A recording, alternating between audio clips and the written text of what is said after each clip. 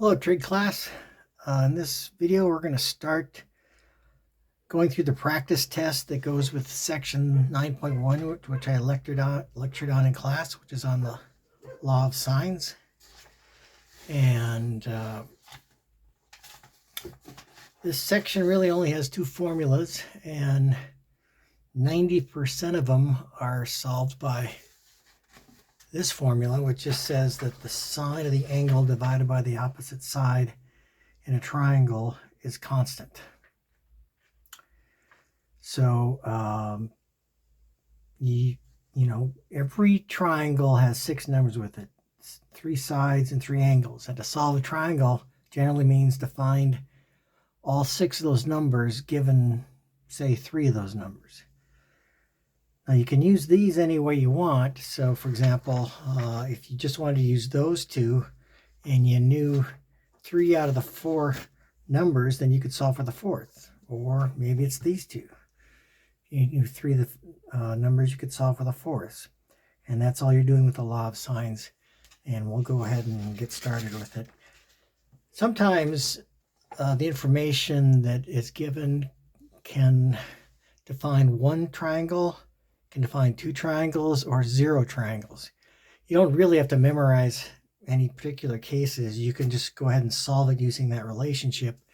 And as you solve the relationship, you'll find out how many triangles there are.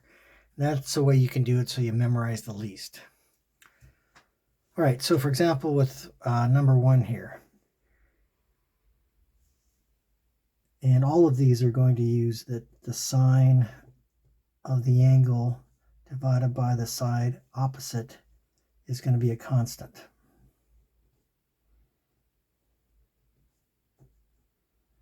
So if you take a look at the information that we were given in this one, we were given,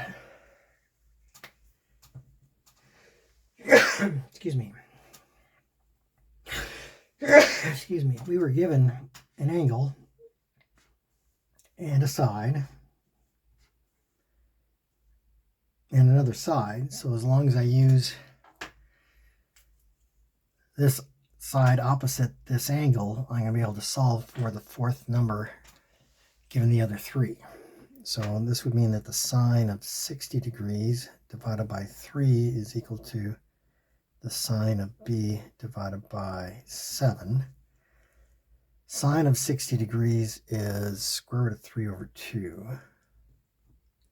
Or you just get a calculator.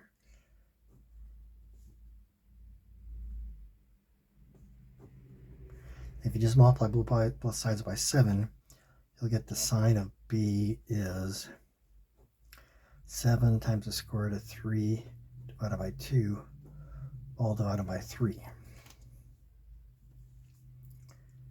7 times the square root of 3 divided by 2, and then divide both sides by 3, and you'll get this guy. And I'll just go get that as a decimal on a calculator.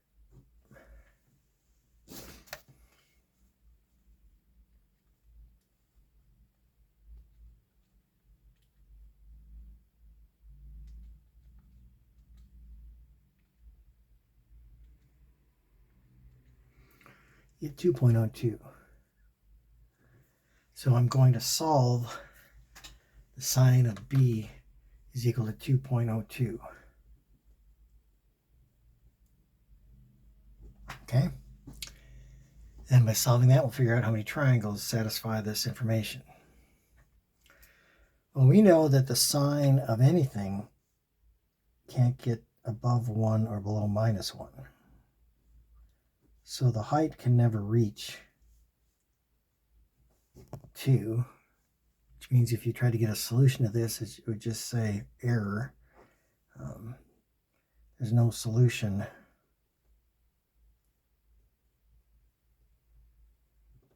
because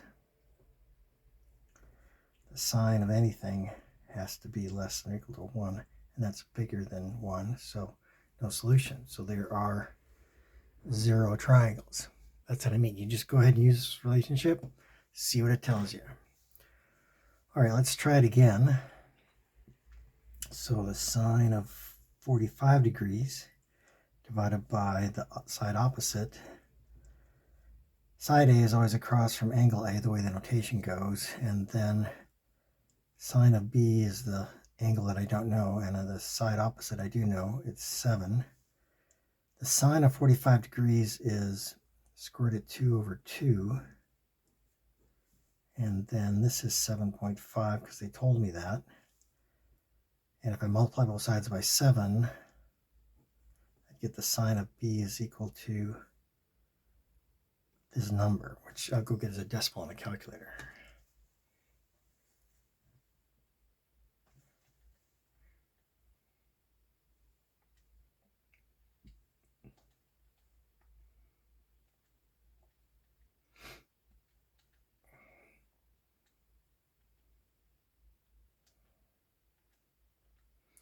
That's 0.66.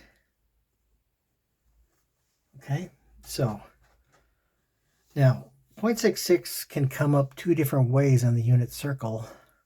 Positive 0.66. Sine is opposite divided by hypotenuse, so I can think of that as 0.66 divided by 1. So I can make a triangle here with an opposite side of 0.66 and a hypotenuse of 1, and also over here. So this is a candidate for more than one triangle, possibly. Let's just start solving it and see what we find out. So if I take it to my calculator and I ask for the inverse sine of 0.66, let's see what it tells me. So it's in degree mode. We'll go inverse sine of 0.66. It says 41.3 if you round it. So that would mean that this triangle has an angle of 41.3.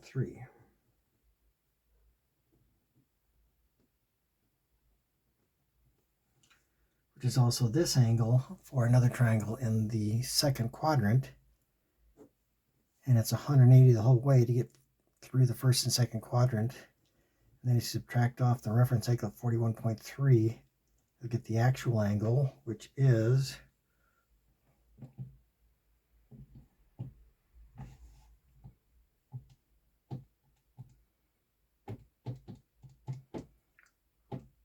138.7 degrees.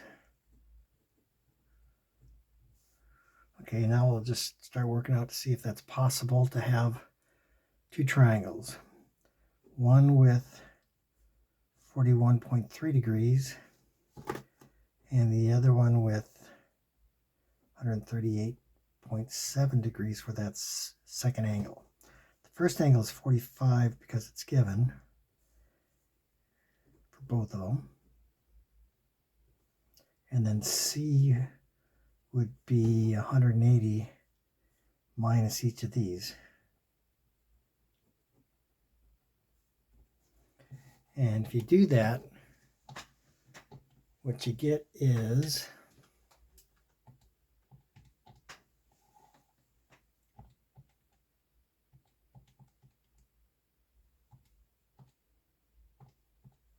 (93.7 degrees).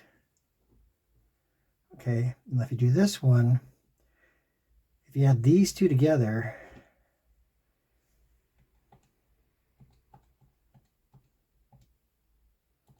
that's 183.7. That's without using the third angle, and there can only be 180 degrees in a triangle, so there is no triangle from this one because the sides have to add up to 180. And if you add these first two together, you're already over 180. So there's only one possible triangle. And if you want to find, well, we already know, yeah, the side is 7. So how many triangles? Just one.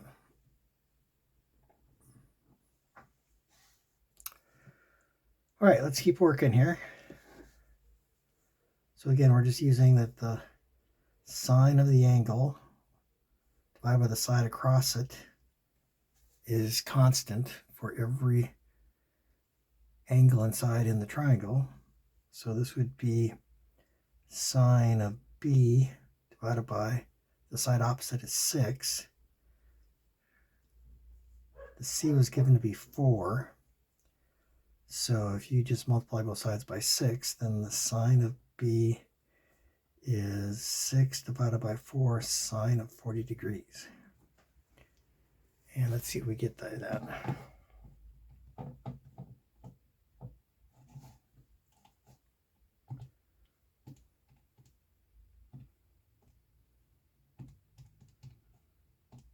Get 0.9642 if you round it. Okay, so I want to go get the inverse sine of 0.9642. Let's find out how much that is.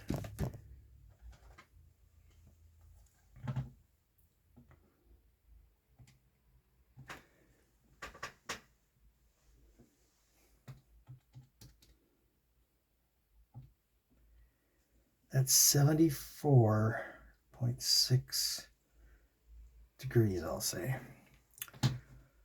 Okay, and then in a triangle, or in a unit circle, you could get there two ways, because you could go hypotenuse of 1, and the opposite side could be 0.9642 in both the second and first quadrant.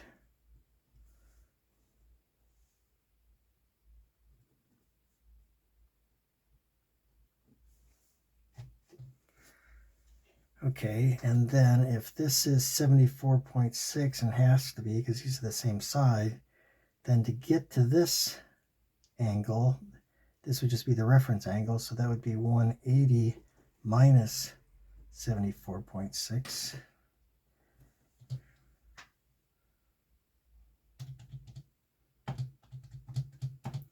That's 105.4. Okay, so it looks like there could be two triangles. We're going to call this one B1 because it's the first one I found, and we're going to call this one B2 because it's the second one I found. And if you go with our first triangle, the first angle that we were given is 40 degrees, so we know that one. And then the second one we found is 74.6. So the third one's going to be 180 minus 40 minus 74.6, and that is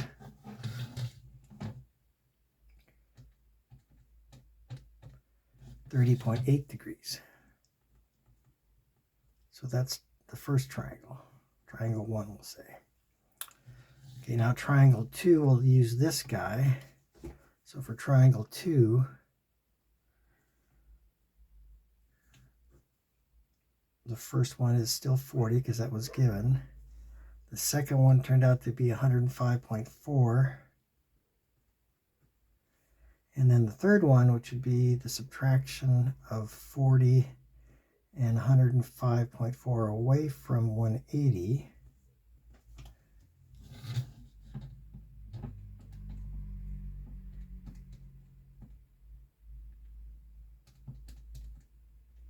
That's 34.6 degrees.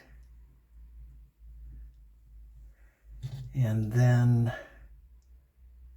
those are your three angles for the second triangle.